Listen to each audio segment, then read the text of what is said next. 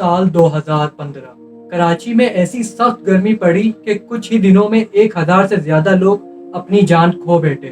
Temperature 45 degree के आसपास था, लेकिन असल प्रॉब्लम सिर्फ टेम्परेचर नहीं था बल्कि हाई ह्यूमिडिटी थी, यानी हवा में नमी की मिकदार ज्यादा थी। जब हवा में ये नमी ज्यादा हो जाती है तो पसीना आसानी से इवोपरेट नहीं होता। नॉर्मल कंडीशंस में पसीना सूख कर बॉडी को ठंडा कर देता है, लेकिन हाई ह्यूमिडिटी में ये प्रोसेस स्लो हो जाता है या कभी कभार रुक भी जाता है। नतीजा, बॉडी अपनी हीट बाहर नहीं निकाल पाती, इसलिए गर्मी असल टेम्परेचर से कहीं ज्यादा महसूस होती है। इसी इफेक्ट को फील्स लाइक टेम्परेचर या हीट इंडेक्स भी कहा जाता है, जहां 45 का टेम्परेचर असल में 50 या उससे भी ज्यादा फील होता है। उस वक्त हॉस्पिटल्स भर गए थे, लोग सड़कों पर बेहोश हो रहे थे और लोड शेडिंग ने सिचुएशन को और भी खतरनाक बना दिया। ये कोई फिल्म का सीन नहीं था बल्कि हकीकत थी, और अब ऐसी सिचुएशन सिर्फ एक जगह तक महदूद नहीं रही, धीरे धीरे और रीजन्स में भी नजर आ रही है।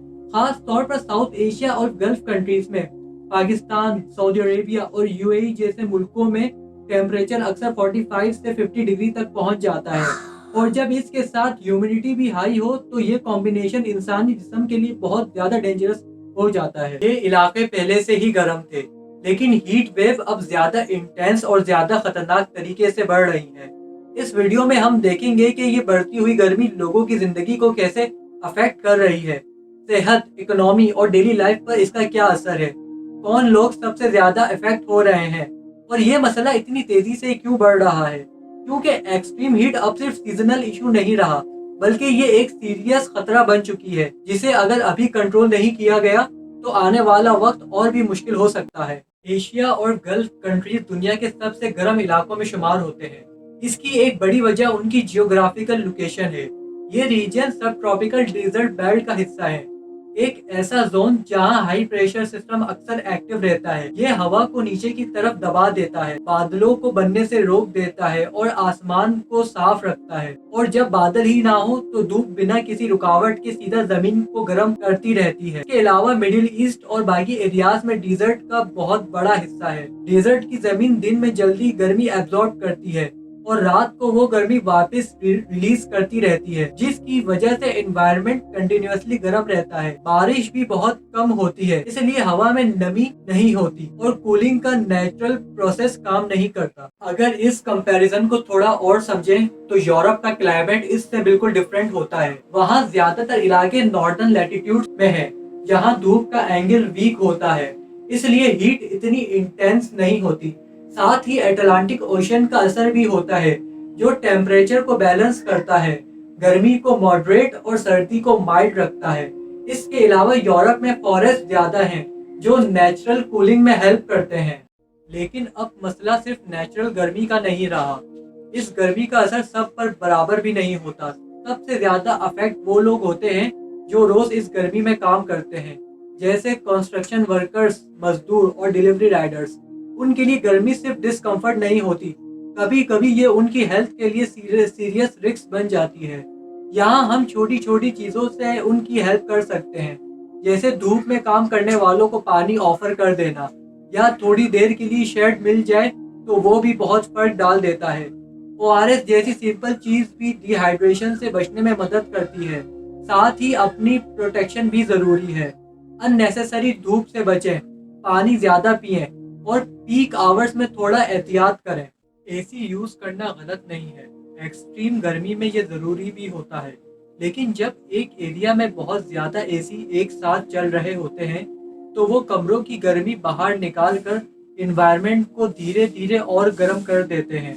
मतलब आपका रूम तो ठंडा हो जाता है, लेकिन उसकी हीट बाहर हवा में ऐड हो रही होती है, और जब ये काम बहुत सारे घर एक साथ करते हैं तो पूरा एरिया थोड़ा और गर्म हो जाता है। अब उसी एरिया में कुछ लोग ऐसे भी होते हैं जो एसी अफोर्ड नहीं कर सकते, तो उनके लिए गर्मी और भी मुश्किल हो जाती है, क्योंकि उनके पास कूलिंग का सिस्टम भी नहीं होता और बाहर का एनवायरनमेंट भी ऑलरेडी गर्म हो चुका होता है। इसका मतलब ये नहीं कि एसी यूज ना करें, बल्कि सिर्फ इतना कि उसे समझदारी से यूज करें, जब जरूरत हो तब चलाएं और अननेसेसरी वेस्ट से बचें। लेकिन बात सिर्फ एसी तक लिमिटेड नहीं है।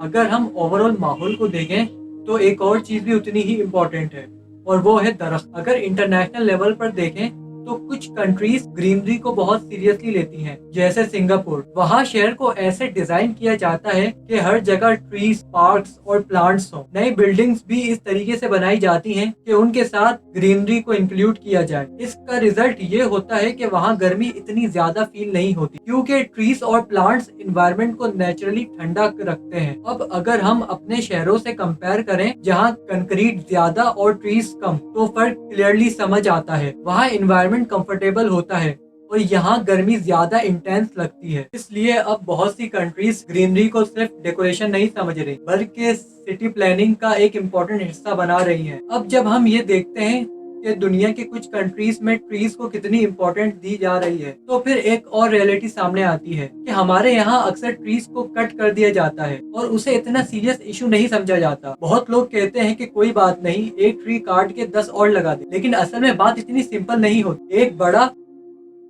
اور پرانا درخت بننے میں سالوں لگتے ہیں۔ وہ صرف شیڈ نہیں دیتا، وہ ایریا کو ٹھنڈا رکھتا ہے، ہوا کو بیٹر کرتا ہے اور ایک پورا سسٹم بنا دیتا ہے اپنے آس پاس۔ اب اگر آپ اسے کاٹ دیتے ہو اور اس کی جگہ چھوٹے پلانٹس لگا دیتے ہو، تو وہ پلانٹ اس لیول تک پہنچنے میں بہت ٹائم لیں گے۔ مطلب ابھی جو لاس ہوا ہے وہ اسی وقت کور نہیں ہوتا۔ اس لیے کچھ جگہوں پر لوگ اس چیز کو سیریسلی لینے لگے ہیں، جیسے انڈیا میں بھی ایسے کیسز ہوئے ہیں جہاں لوگ لٹرلی ٹریز کے سامنے کھڑے ہو گئے تاکہ انہیں کٹ ہونے سے روکا جا سکے، کیونکہ انہیں پتا ہے کہ ایک میچیور ٹری کی ویلیو کیا ہوتی ہے۔ سمپل سی بات ہے، ٹریز لگانا ضروری ہے، لیکن جو آلریڈی ہیں انہیں بچانا اس سے بھی زیادہ ضروری ہے۔ اور جب ہم ان سب چیزوں کو جوڑ کر دیکھتے ہیں تو سمجھ آتا ہے کہ یہ صرف موسم کا نہیں، یہ ہماری سوچ کا مسئلہ ہے، کیونکہ جب تک ہم صرف اپنے کمفرٹ کے بارے میں سوچیں گے تب تک پرابلم صرف بڑھتی رہے گی۔ لیکن جب ہم اپنے آس پاس کے لوگوں اور انوائرمنٹ دونوں کو ساتھ لے کر چلیں گے